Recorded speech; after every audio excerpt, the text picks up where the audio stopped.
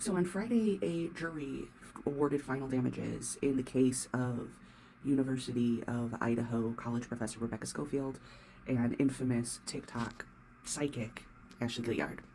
If you didn't see this news, I thought I would update you that the jury determined that she owes damages to the tune of $10 million to Rebecca Schofield for that defamation, for making those false claims, and for effectively trying to destroy this woman's life and reputation. $5 million of those dollars, I believe, were compensatory damages, and then the other $3.5 million for damages, and then $6.5 million, I think, for the actual false allegations that she was involved in that crime.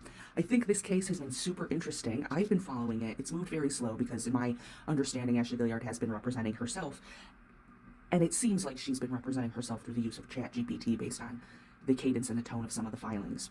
But, been a very interesting case.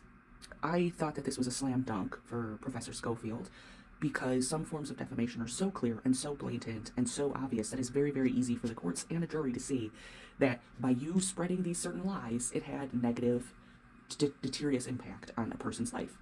And this is a good reminder for everyone on TikTok that especially Americans have this sense of enlarged safety around saying whatever you want, putting people on blast, doxing people, sharing people's private information, making accusations, refusing to use the words we use like alleged, allegation, reportedly, supposedly, because it offends you to use those words when you're so convinced in the truth of your knowledge. That's why we use those words. That is why we use those words. That's why we're constantly telling you, you can't just get on here and make any reckless claim about someone if you can't prove it, or if you don't have a source that you can lean back to. Do you remember many years ago in the defamation case between Teddy Westbrook and that lady on YouTube who does drama content? And she got hit for defamation because she was making all these videos about kind of like the inside of their legal case that they had going on with their business partner.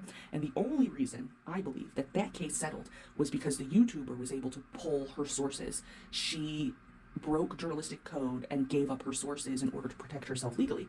And so it was tastier for them to say, give us your source so we can go after that person for spreading false information to you instead of going after you. The laws exist around defamation and around libel. And I think a lot of people think, oh, these laws haven't caught up to social media. That doesn't actually work in your favor.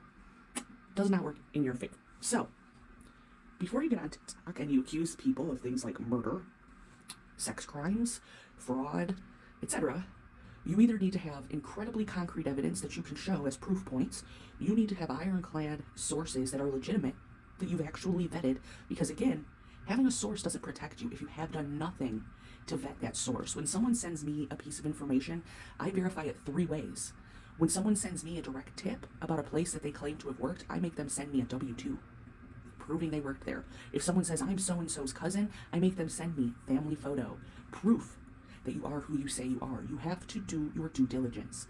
Just because you're on social media doesn't mean you can say whatever you want to say, especially about incredibly powerful people, or people who come from systems who will absolutely dismantle you and your entire life to the tune of $10 million because you wanted to get a little attention on TikTok. Allegedly.